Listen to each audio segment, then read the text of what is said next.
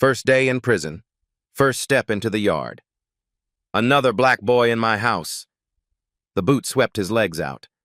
Byron Harrison's face hit concrete. Blood bloomed from his lip. Rex Mamba Collins stood over him, white, swastika on his neck. He ground his boot into Byron's skull. "You people keep showing up, like cockroaches," he spat.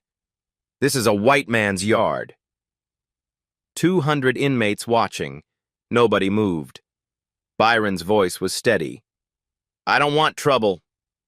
"You are trouble. Your skin is trouble." Rex kicked his ribs. "Call me master." Silence. Then, quietly, "Yes, master." Rex grinned. "Good boy. Now crawl back to your cell." Byron crawled, blood dripping. In 3 days, this moment would replay before every inmate. The ending would leave them silent. Because the old black man on his knees? 52 fights, 52 victories, 0 defeats. The silent dragon. He was about to make it 53. Rex Collins had ruled this prison for 6 years. His gang, the Aryan Knights, controlled everything. Food distribution, bed assignments, protection money, contraband, information. The guards looked away. Some were on payroll. Others were simply afraid. White inmates paid tribute. Black inmates paid double. Latino inmates paid triple or faced consequences no one discussed openly. Anyone who resisted met Rex in the yard. 14 fights, 14 victories. 3 men never walked again. 2 more ate through straws for months. Byron learned the hierarchy quickly. His first night, he lay in his cell listening to the sounds of prison. Metal doors clanging, men shouting, someone crying 3 cells down. The constant hum of fluorescent lights that never fully shut off. He thought about Kevin, his son, 28 years old, a good man who'd made one desperate choice to protect his family. The drug dealers had threatened Kevin's wife and daughter. When one of them broke into the house, Kevin fought back. The dealer died. Self-defense, any reasonable person would say. But reasonable people didn't make decisions in that courtroom. The prosecutor wanted a conviction. The public defender was overworked. The jury saw a black man and a dead body. Byron had walked into the police station 3 days before the trial. "I did it," he'd said. "My son wasn't there. I killed that man." The confession was false. The evidence was thin. But Byron was convincing. And the system was tired. And a closed case was a closed case. "I've lived my life," he'd told Kevin through the visitation glass. "You have a wife, a daughter, a future. I have memories. That's enough." Kevin had wept, begged him to recant. Byron refused. Now he was here, serving 15 years for a crime he didn't commit, waiting for the appeal that might free his son, waiting to disappear into the system. He hadn't planned on becoming visible. The prison was segregated by unwritten law. White tables in the cafeteria, black tables along the wall, Latino tables near the windows. Mixing meant consequences. Byron sat alone, ate slowly, watched everything. Rex held court at the center table. His lieutenants flanked him like generals around a warlord. Carter, massive, with SS bolts tattooed on his forearms, handled enforcement. Miller, lean and cruel with dead eyes, managed the money. Thompson, whom everyone called the Butcher, did things no one spoke about. They laughed loudly, took food from passing trays, made inmates kneel to retrieve dropped items. Every interaction was a performance, a reminder of who held power. Byron observed Rex's movements, the way he walked, chest out, shoulders back, taking up space like the world owed him room, the way he threw practice punches at his men, wild hooks, telegraphed jabs, street fighting learned in back alleys and bar brawls, powerful but undisciplined, Dangerous, but predictable. 52 opponents had made that mistake, mistaking aggression for skill, mistaking size for superiority, mistaking loud for strong. Byron had beaten them all. The Silent Dragon. 3-time world kung fu heavyweight champion, undefeated across 15 years of professional competition. He'd retired at 40 to open a school, to teach, to build something beyond trophies. Then Sarah got sick. Then she died. Then Kevin got in trouble. Then Byron walked into that police station. Now he was 55, gray-haired, deliberately small, an old black man in a prison run by white supremacists. Invisible. Just the way he wanted. Terrell Washington changed that. The kid was 20 years old, skinny, scared, 3 weeks inside for petty theft, stealing food to feed his younger sister after their mother's overdose. He sat at Byron's table one evening, hands shaking so badly he could barely hold his fork. "You're the new guy, the one Rex made crawl." Byron nodded. "How do you stand it? The things they say, the things they do. Every day they find new ways to remind us we're nothing here. By remembering why I'm here. Why are you here?" Byron looked at the young man, saw the fear, the confusion, the desperate hope that someone, anyone, had answers. To protect someone I love, that's worth any humiliation, any pain, any amount of crawling. Terrell didn't understand. Not yet. But he kept sitting there. Something about the old man felt safe, like the eye of a hurricane, calm while chaos raged around it. The next day, Carter intercepted Terrell in the meal line. "Protection fees due, boy. I paid last week." "That was last week." Carter smiled, teeth yellow, breath foul. "Interest. You know how it works." "I don't have anything left. I gave you everything." "Then you better find something, or find another way to pay." The implication hung in the air. Terrell's face went pale. "Please, I'll get it. Just give me time." The slap echoed across the cafeteria. Terrell crumpled against the serving counter, his tray scattered, food everywhere. His lips split open, blood mixing with mashed potatoes on the floor. "Clean it up," Carter said. "With your tongue." 200 inmates suddenly fascinated by their own meals.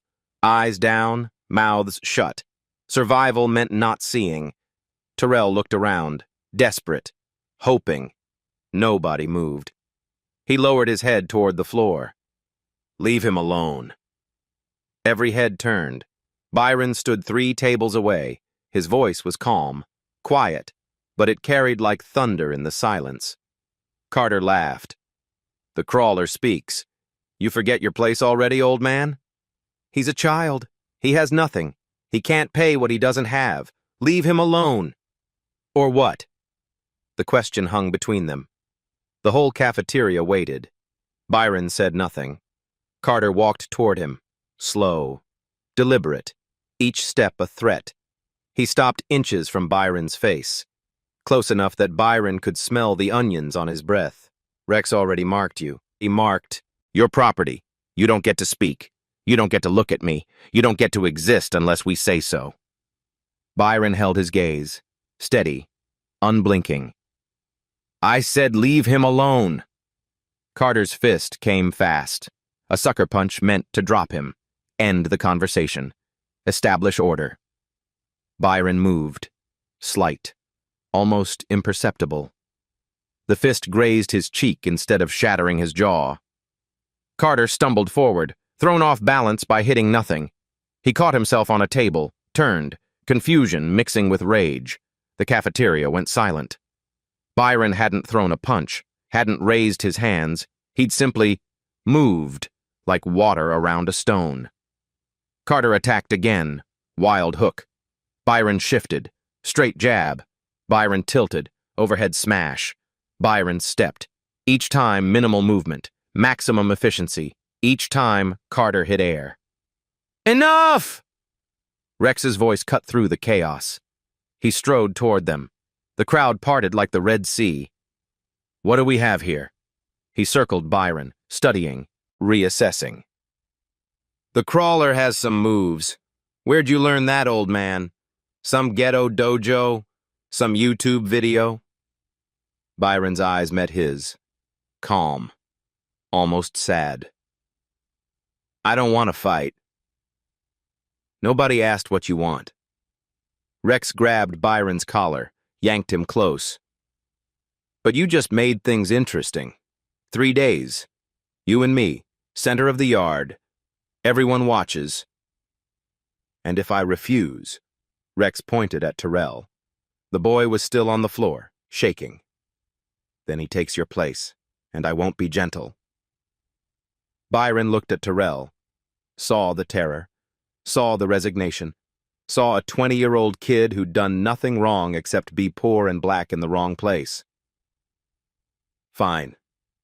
Rex released him, stepped back, grinned. 3 days, old man. Try not to die of fear before then. He walked away. His men followed, laughter trailing behind them like exhaust. Terrell scrambled to Byron's side. Why did you do that? He's going to kill you. You know that, right? He's going to kill you. And Byron helped the young man to his feet, wiped the blood from his lip with a napkin. Some things are worth dying for. Like what? Like making sure a 20-year-old boy doesn't have to lick food off the floor. Like remembering that we're human even when they try to convince us we're not. Word spread like fire through dry grass. By dinner, everyone knew. By lights out, bets were being placed. By morning, the odds were set. 100 to 1 against Byron. Dead man walking, someone muttered in the yard. Mamba's gonna tear him apart. I give him 30 seconds, maybe less. Shame. Old guy seemed decent. Decent don't mean nothing in here. Strong means something. Decent just means dead. The betting pools grew. Cigarettes, commissary credits, favors. Everyone wanted a piece of the action. Everyone knew the outcome. Rex made a show of it. He set up a training area in the corner of the yard, did pull-ups while his men counted loudly. 100, 150, 200. Each number shouted like a countdown to Byron's destruction. He shadow-boxed while inmates gathered to watch. His fists were fast. His combinations were brutal. Hooks that could crack ribs, uppercuts that could shatter jaws. 3 days until I put another black body in the infirmary, he announced, loud enough for everyone to hear. Maybe the morgue. Depends on my mood. Depends on how much he begs. His men laughed. The crowd murmured nervously. Byron spent those 3 days quietly. He worked his laundry detail, folded sheets, sorted uniforms, kept his head down and his hands busy. He ate alone. Same corner, same silence. He watched. Rex's footwork was sloppy. He dropped his left shoulder before throwing his right hook. He telegraphed his jabs with a slight shift of his front foot. He had power but no patience. Aggression but no discipline. 14 fights. 14 wins. All against men who didn't know how to fight. Men who were scared. Men who were smaller. Men who had already lost before the first punch was thrown. Rex had never faced someone who'd trained. Someone who'd dedicated their life to the art of combat. Someone who understood that fighting wasn't about strength. It was about timing, distance, angles, control. 52 opponents had learned that lesson. Most of them much younger than Rex. Many of them more talented. All of them defeated. Officer Sandra Mitchell found Byron in the chapel on the second night. She was one of the few guards who looked inmates in the eye, who used their names instead of numbers, who remembered that orange jumpsuits contained human beings. You know what you're walking into? Byron looked up from the pew. He'd been sitting in silence. Not praying exactly, just being. I know. Rex has hospitalized 6 men seriously. Permanent damage. 1 death, ruled self-defense.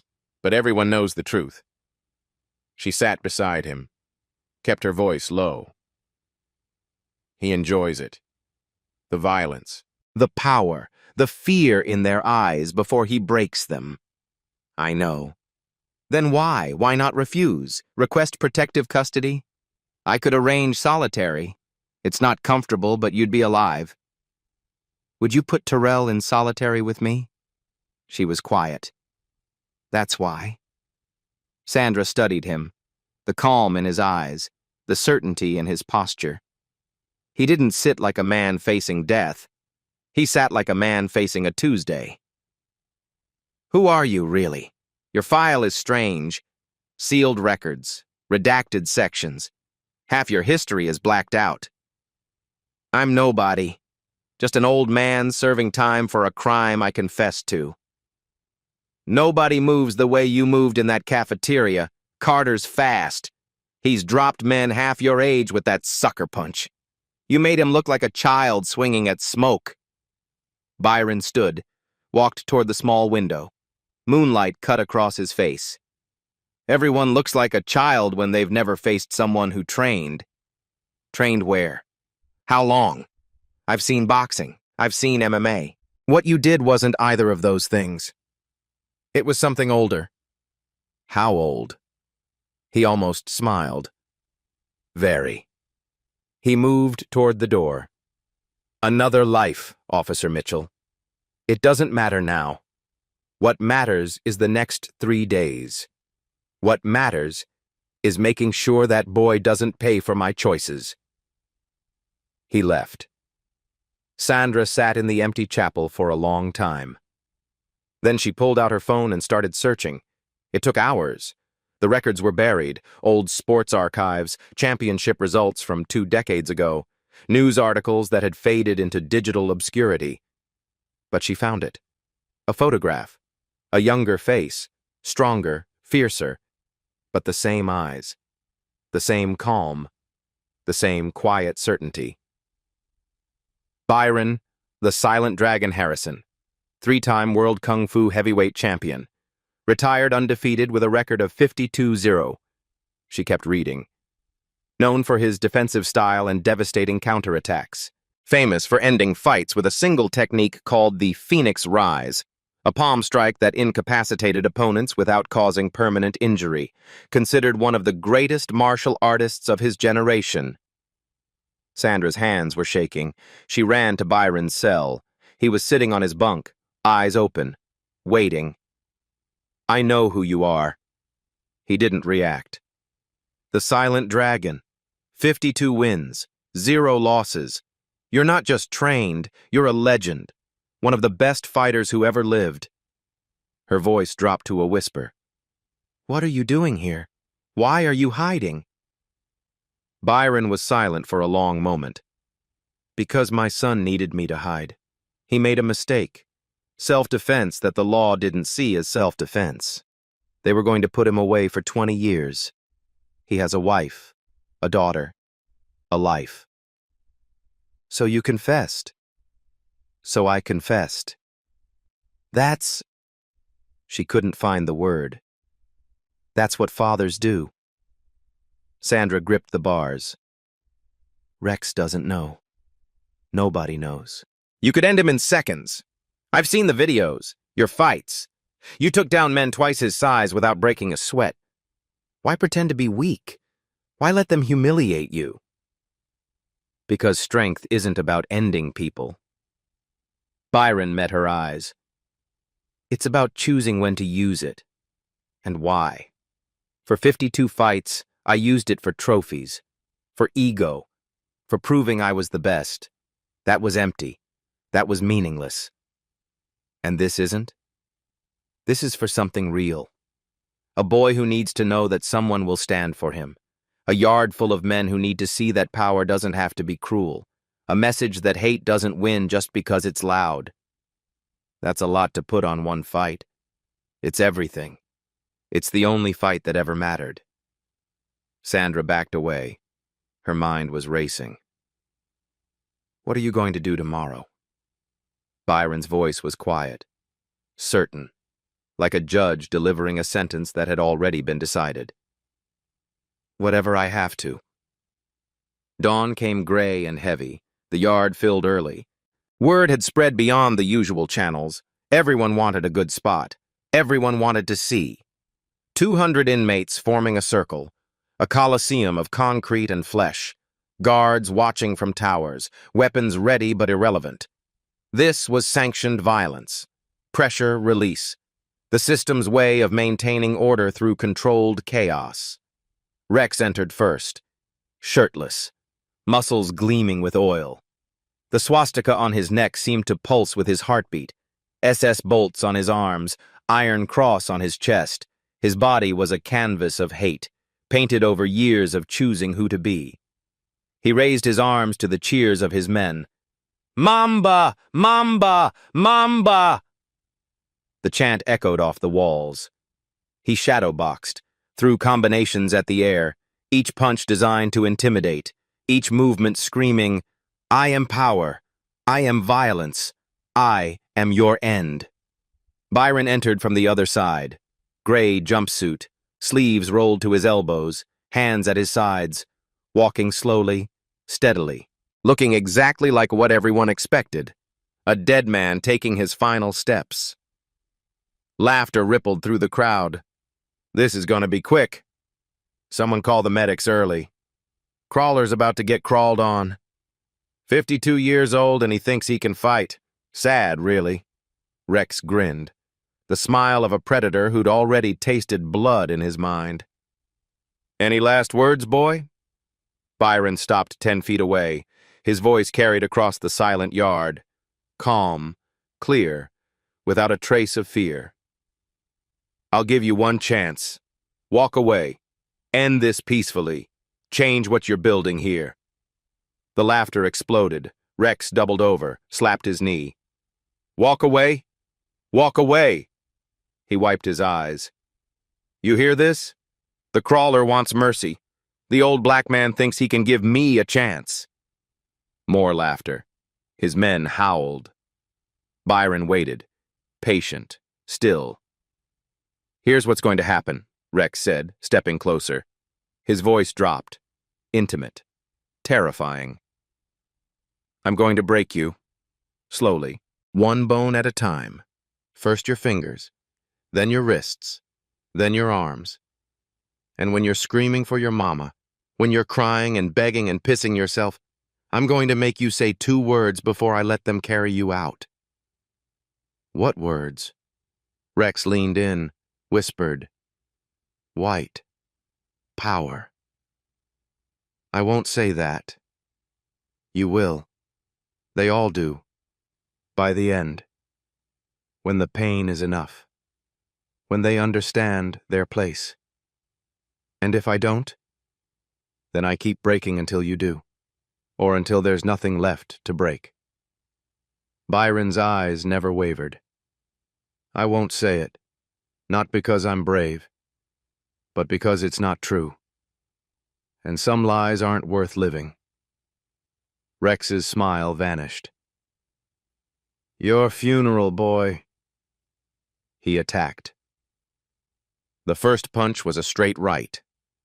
Full power. No warning. The kind of punch that had ended fights in seconds, that had shattered orbital bones and collapsed cheekbones. It hit nothing. Byron shifted, minimal movement.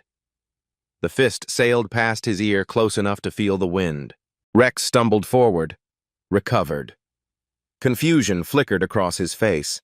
He attacked again. Left hook, right cross, left uppercut. A combination that had dropped bigger men, faster men, younger men. Each punch found air. Byron moved like water, like smoke, like something that existed in the spaces between moments. He didn't retreat, didn't advance, simply occupied a different space than Rex's fists. The crowd went quiet. "What the? How is he doing that? Why isn't he going down?" 1 minute passed, 2, 3. Rex was breathing hard. Sweat poured down his face. His arms were getting heavy. His combinations were getting sloppy. Byron hadn't thrown a single punch. "Fight back!" Rex screamed. Stop running, you coward! I'm not running. And he wasn't. Byron had barely moved from his original position. 3 steps left, 2 steps right, a slight pivot here, a small lean there. That was all. Earl, 60 years old, former professional boxer, 30 years inside, pushed through the crowd. His weathered face had gone pale. I know that defense, he muttered. I know that footwork. I've seen it before. He grabbed the man next to him, shook him. That's the Silent Dragon, 3-time world champion. I watched him fight on TV when I was still free. He moved exactly like that. Nobody could touch him. Nobody. The whisper spread like wildfire. Silent Dragon? World champion? The old black guy? 52-0? Impossible. He's just some old man. Look at him. Look at how he moves. That's not luck. That's mastery. Rex heard none of it.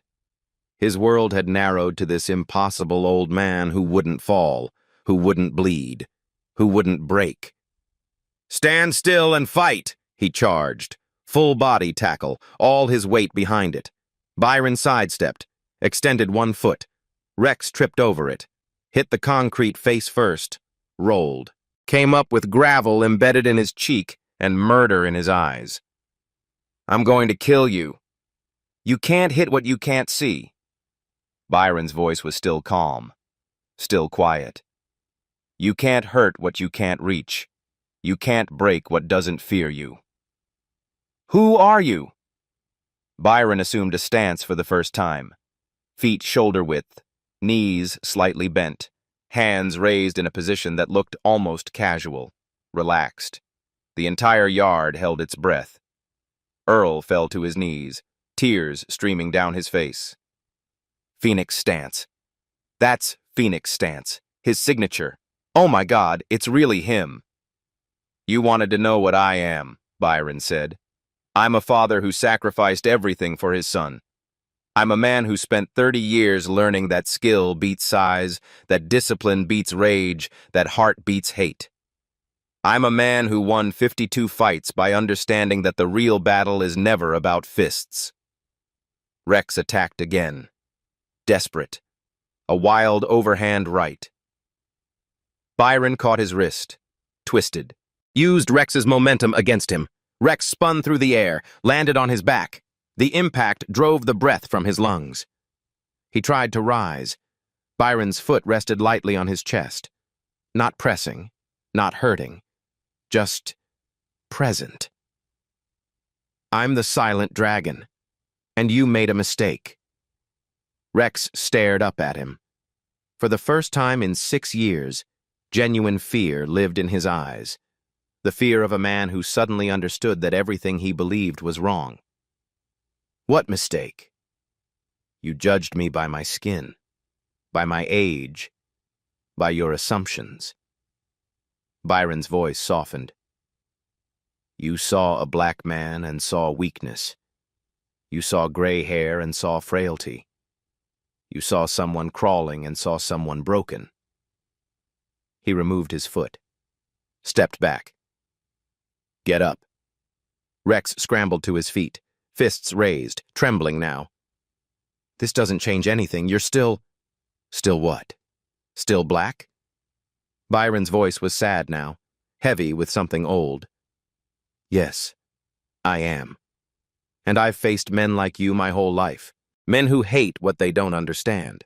Men who fear what they can't control. Men who make themselves big because they feel so small inside. I'm not afraid of you! Yes, you are. You've been afraid your whole life. That's why you need the tattoos, the gang, the throne. You're so afraid of being nothing that you became this instead. Rex charged one final time, everything he had, everything he was. A lifetime of hate and fear compressed into one desperate attack. Byron moved. One motion, circular, rising. His palm struck Rex's chest. Phoenix rise, the signature technique, the one that had ended 40 of his 52 professional fights. The one that channeled an opponent's momentum into a single devastating point.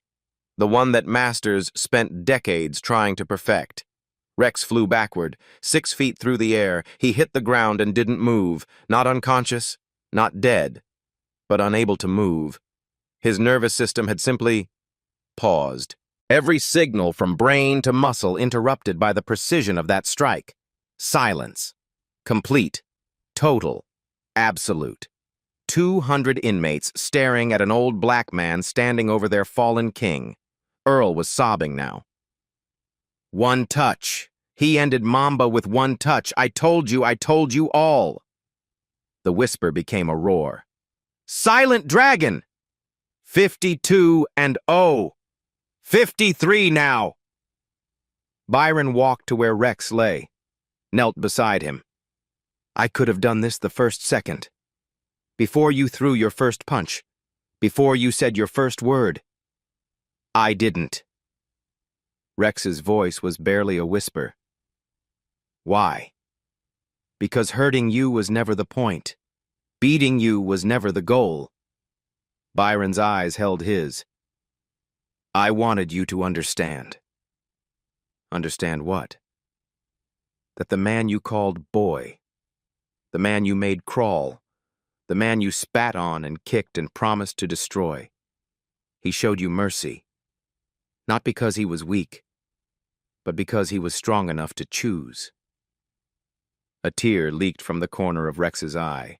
Why? After everything I said, everything I did, why show mercy? Because hate answered with hate just makes more hate. And I'm tired of hate. I've spent my whole life fighting. I don't want to fight anymore. I want to teach. I want to build. I want to show people like you that there's another way.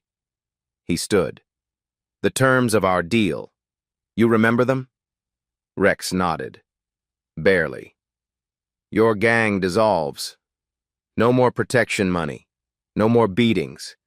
No more hierarchy based on skin color. For 1 year, this yard belongs to everyone equally. And if I don't honor it? Byron looked down at him. Then we have this conversation again. And next time, I won't aim for your chest. I'll aim for your heart. And Phoenix Rise to the heart doesn't just pause you, it stops you. Permanently. He turned and walked away. The crowd parted before him. Silent. Reverent. The silent dragon had risen, and nothing would be the same. Rex lay on the concrete for a long time. His men didn't help him. They stood frozen, uncertain. The hierarchy they'd built, white over black, strong over weak, hate over humanity, had crumbled in 3 seconds. Finally, Carter stepped forward, extended a hand. Rex stared at it, then took it, rose to his feet on shaky legs. His body still wasn't responding properly. The Phoenix Rise had disrupted something fundamental. His hands trembled. His vision blurred at the edges. But worse than the physical effects was the psychological devastation. He'd lost. Not just the fight. Not just his reputation. Not just his power. He'd lost his certainty, his worldview, his identity.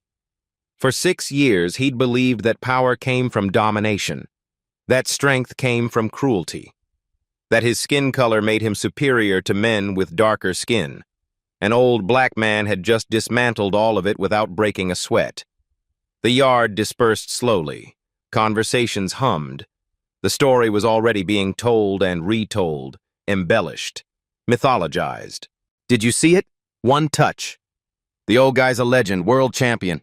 52 fights, never lost, now 53. Mamba didn't land a single punch. Not one. Silent Dragon. They call him the Silent Dragon. Byron found Terrell waiting outside the cell block.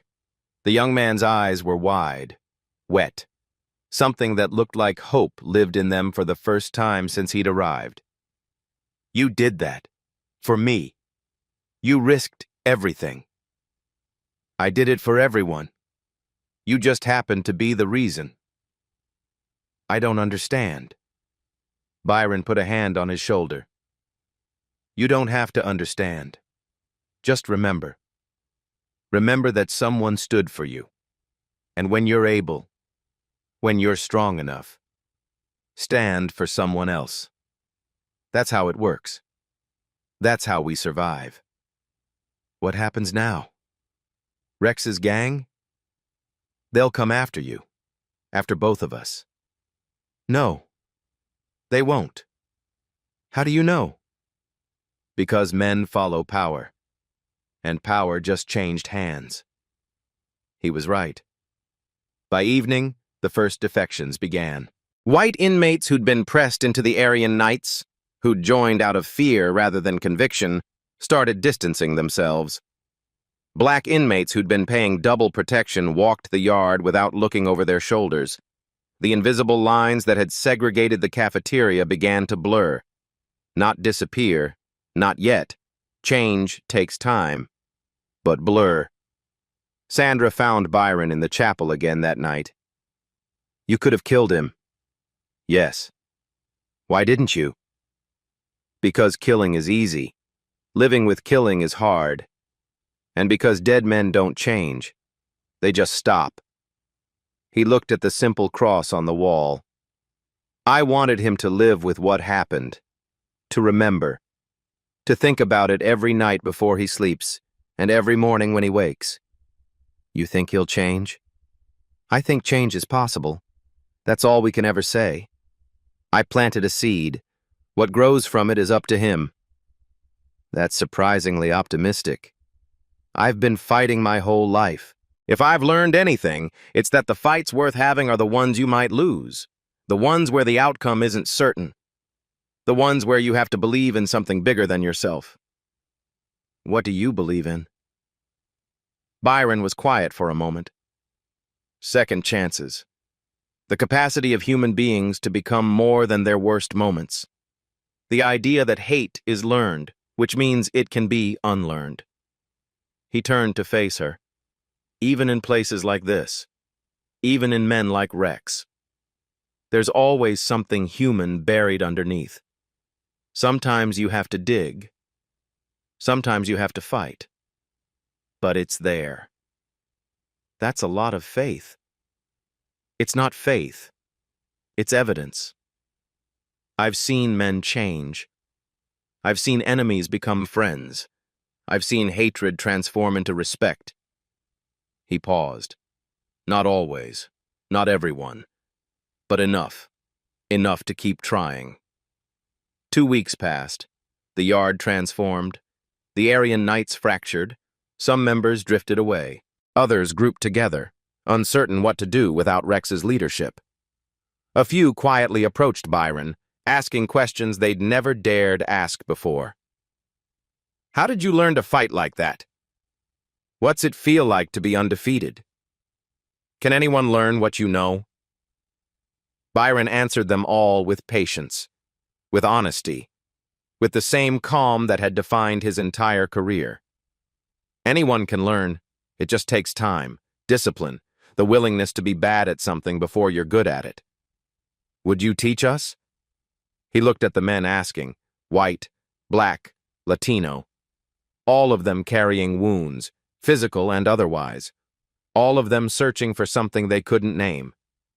Yes, I'll teach anyone who wants to learn. The classes started small.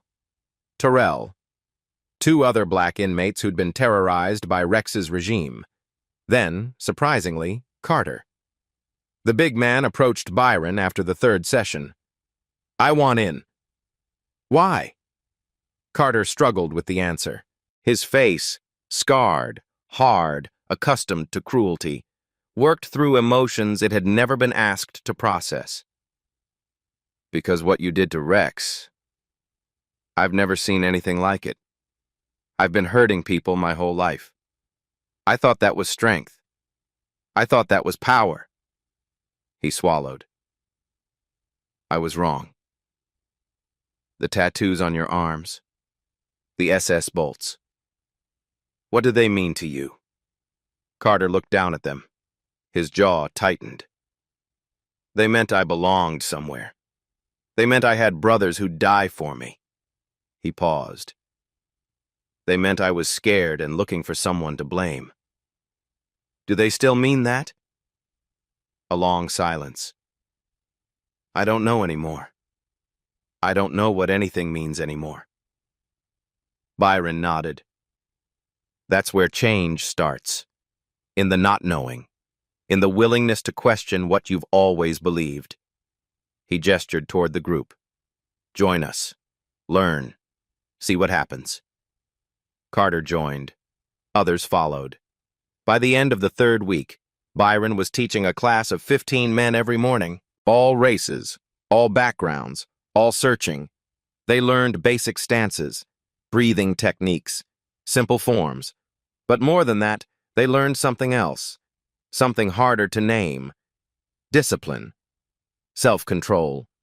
The understanding that true strength was never about dominating others. It was about mastering yourself. Rex watched from his cell. Every morning, the old black man teaching, his former enemies, former victims, standing in phoenix stance, moving through forms, learning to breathe, his former Lieutenant Carter among them. Something twisted in his chest.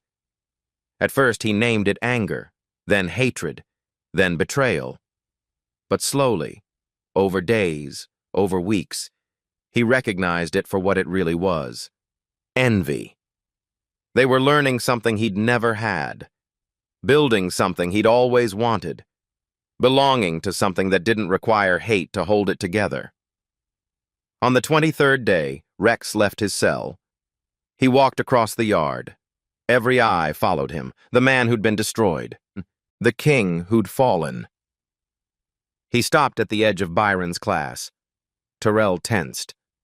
Carter shifted his weight. Even Byron paused mid-instruction. Can I help you? The old man's voice was neutral, neither welcoming nor rejecting. Rex's throat worked. The words fought to stay inside. Teach me. Murmurs rippled through the group, through the watching crowd. What? Teach me. What you taught them. What you know. Byron stepped closer. His eyes searched Rex's face. Why? Because... Rex struggled. His whole body resisted what he was about to say. Because I've been fighting my whole life, and I never knew what fighting actually meant. I thought it was about hurting people, making them afraid, making myself feel powerful. And now? Now I don't know what I think. But what you did to me, that wasn't about hurting. That was something else. Something I don't have words for. Control. What? What you saw. What you felt. It was control. Over myself. Not over you. Byron's voice softened slightly. The Phoenix Rise could have killed you. Should have, by all physical logic. But I chose where to direct it. I chose to stop you without destroying you. Why? After everything I said, everything I did to you, to people like you. Because destruction is easy. Anyone can destroy. It takes nothing. No skill, no discipline, no courage. Creation is hard. Transformation is hard. Giving someone a chance they don't deserve is the hardest thing of all. Rex's eyes dropped to the ground. I don't deserve a chance. No, you don't. But that's what makes mercy meaningful. If you deserved it, it wouldn't be mercy. It would just be justice. A long silence stretched between them. The tattoos, Byron said finally. What will you do about them? Rex's hand went to his neck, the swastika he'd worn like a badge of honor, the symbol of everything he'd built his identity around. I want them gone, all of them. I've wanted them gone since I hit that concrete. His voice cracked. They don't mean what I thought they meant. They don't make me strong, they just make me marked. Removing them won't change who you were. I know, but maybe it's a start. Maybe it's a way to say that who I was isn't who I have to be. Byron considered this, weighed it. Then he stepped aside, gestured to an open spot in the group. Phoenix stance, feet shoulder-width apart, knees slightly bent, hands here. Rex hesitated, looked at the other students. Terrell, the boy he'd terrorized. Carter, his former lieutenant. Men he'd hurt, men he'd degraded. They looked back at him, uncertain, wary, but no one objected. He took his place among them, and for the first time in his life, Rex Collins started to learn. The days blended together. Byron taught. Rex learned. Slowly, painfully. His body fought against the new movements. His mind fought against the new ideas. But he kept showing up. Every morning. Same spot. Same stance. He stopped giving orders. Started asking questions. He stopped taking food from others. Started sharing what he had. He stopped demanding fear. Started earning something else. Respect was too strong a word. But something was shifting. In the yard, in the men, in Rex himself. Sandra watched it all with amazement. "I've worked in prisons for 15 years, she told Byron one evening. "I've never seen anything like this. You're changing the entire ecosystem." "I'm not changing anything. They're changing themselves. I'm just showing them it's possible." "You're too humble. I'm too honest. Change comes from within. Always. All I did was crack the door open. They're the ones choosing to walk through." "Will it last? When you leave?" Byron was quiet. His appeal was coming. Kevin's conviction had been overturned. The real killer, one of the other dealers, had confessed. Soon, Byron would be free. "I don't know. Maybe it falls apart the day I walk out. Maybe Rex goes back to being Mamba. Maybe the Aryan Knights reform. Maybe all of this was just a pause, not a change." "That doesn't worry you?" "No. Because even if it falls apart, something happened here. These men saw something different. They experienced something different. That memory doesn't disappear. It stays with them forever.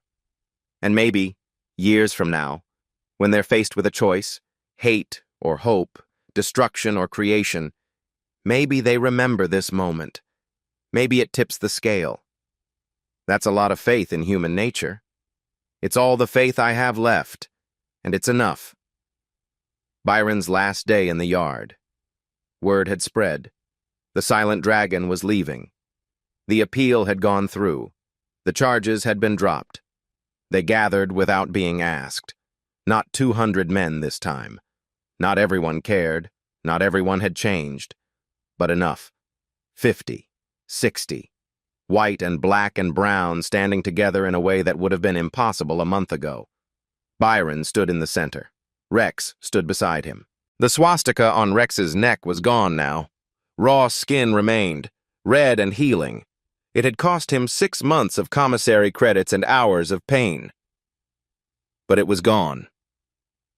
"Most of you know what happened 4 weeks ago," Byron began. His voice carried easily in the morning quiet. "A man who hated me for my skin tried to break me. Instead, something else broke. Something that needed breaking." He looked at Rex. "This man called me boy, made me crawl, spat on me, promised to destroy me because of the color of my skin. He represented everything I've fought against my whole life." The crowd was silent, listening. Today, this same man is my student.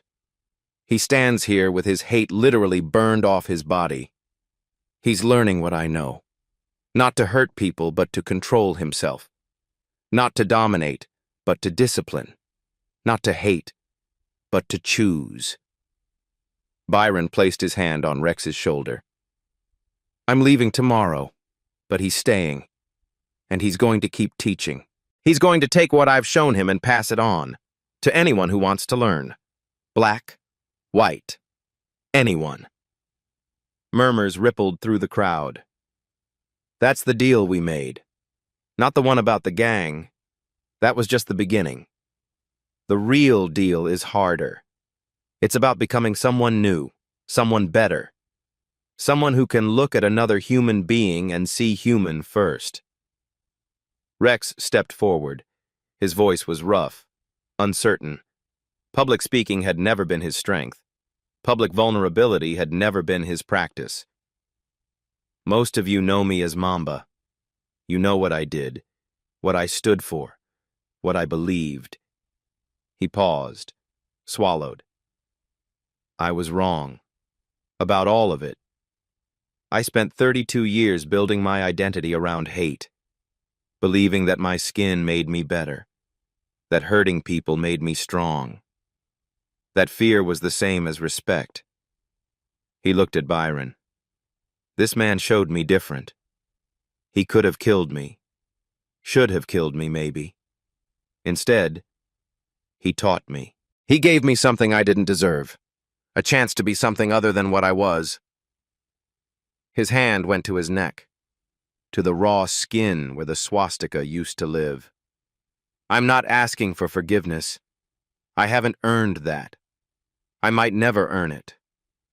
But I'm asking for the chance to try, to spend however long I have left in this place being different, being better. He turned to the crowd. Anyone who wants to learn what Byron taught me, I'll be here. Every morning, same time, same place. I don't care what color you are. I don't care where you come from. I don't care what you did. If you want to change, if you want to be more than your worst moments, the door is open. Silence. Then Terrell started clapping. Slow, deliberate. Others joined. Carter, Earl. Men who'd watched. Men who'd waited. Men who'd hoped that something like this was possible. Not everyone. Not even most. But enough. Enough to matter. Enough to say that change was real. Byron watched with something that might have been tears in his eyes. This isn't a victory, he said quietly to Sandra, who'd come to watch. It's a beginning. Maybe the beginning of something better. Maybe just a pause before things go back to how they were. Which do you think it is? I think it's up to them. It's always up to them. All any teacher can do is plant seeds. What grows is beyond our control. For what it's worth, I think these seeds have roots. Byron looked at Rex teaching the morning form to a group of inmates. Black and white together. Learning the same movements, breathing the same rhythm. I hope so. I really hope so. The morning Byron left, it was raining. Gray skies. Water running in rivers across the concrete. The kind of day that felt like both an ending and a beginning. Kevin was waiting outside the gates. His son, 28 years old. Free now. Cleared of all charges. The real killer had confessed. Guilt or plea deal, Byron didn't know and didn't care. What mattered was that Kevin was free. Dad! The embrace was fierce, desperate. 15 years of separation compressed into a single moment. It's over, Kevin whispered. It's finally over. Not over, just changing. Life doesn't end, son. It just changes. They walked to the car. Byron paused at the door, looked back at the prison one last time. Somewhere in there, Rex was teaching morning forms. Terrell was learning Phoenix stance. Carter was struggling with breathing techniques. Earl was watching it all with tears in his eyes. Something had been built, something fragile and new and uncertain. Something that might survive, might grow, might become more than he'd ever imagined, or might crumble the moment he left. That was the nature of seeds. You planted them and hoped. That was all you could do.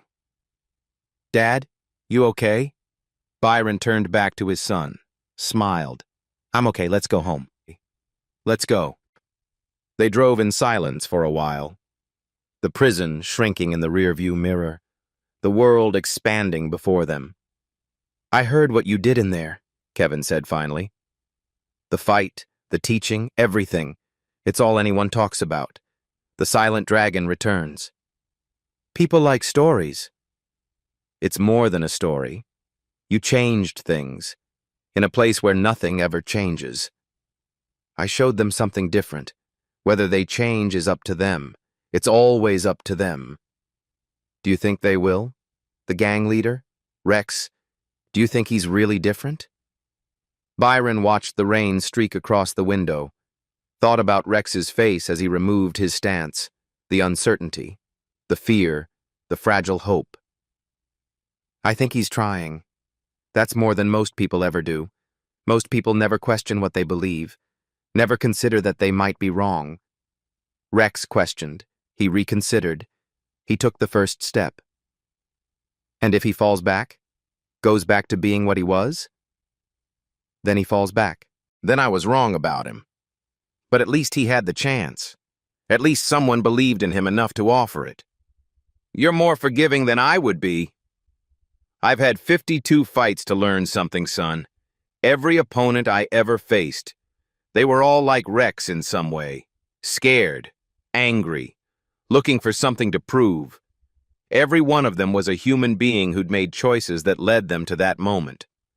Some of them were good people who'd made bad choices. Some were bad people who'd never been shown another way. He turned to look at Kevin. Hate is easy. It requires nothing. You just look at someone and decide they're less than you. But understanding, that's hard.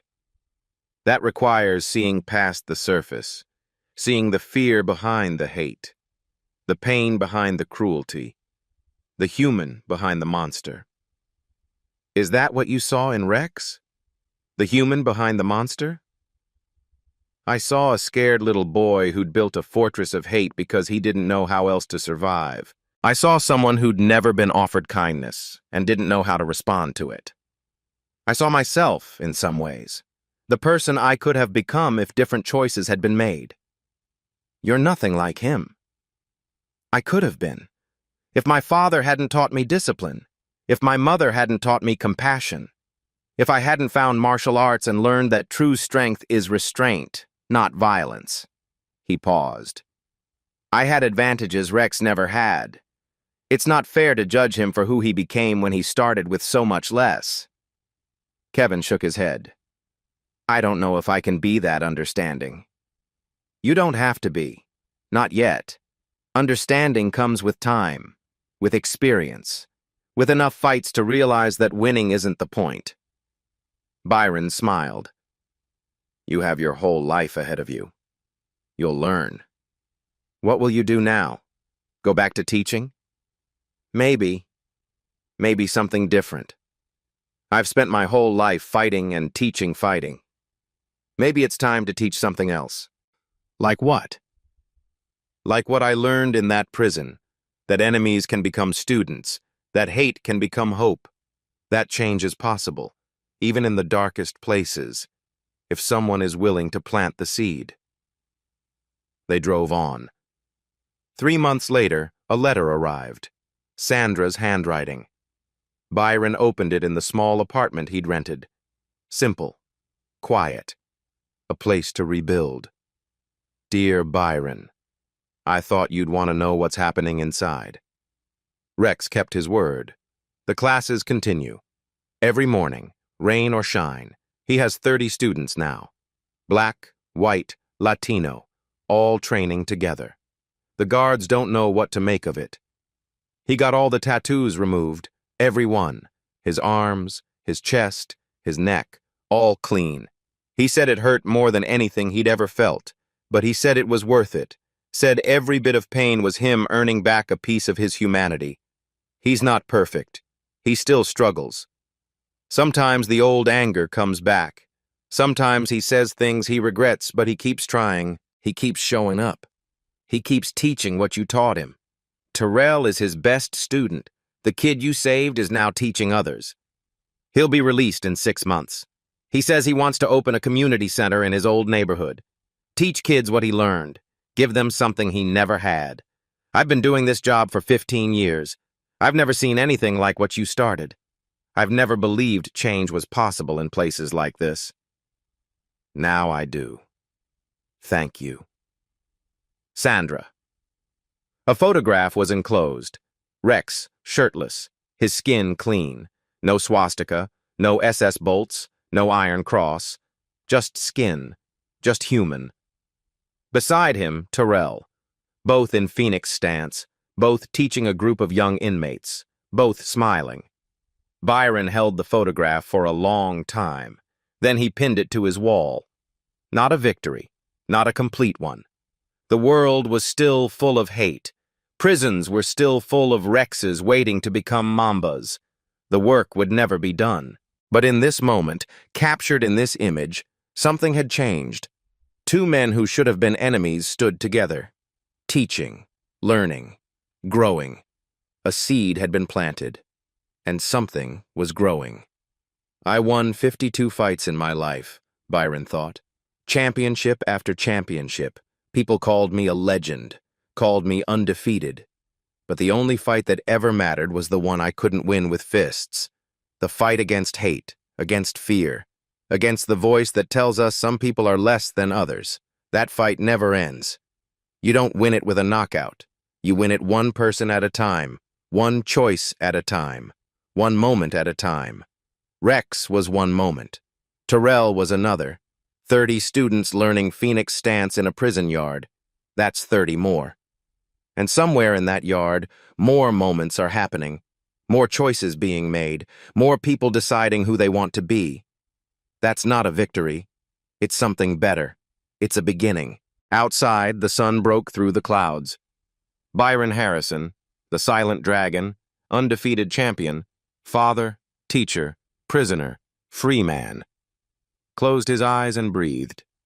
The fight continues. It always does. But so does the hope. Always. Sometimes the most powerful revolutions don't come with noise, just one person standing their ground. At Beat Stories, we highlight those moments that shift the balance. If this story moved you, hit subscribe, because every week we bring real stories that shake the system.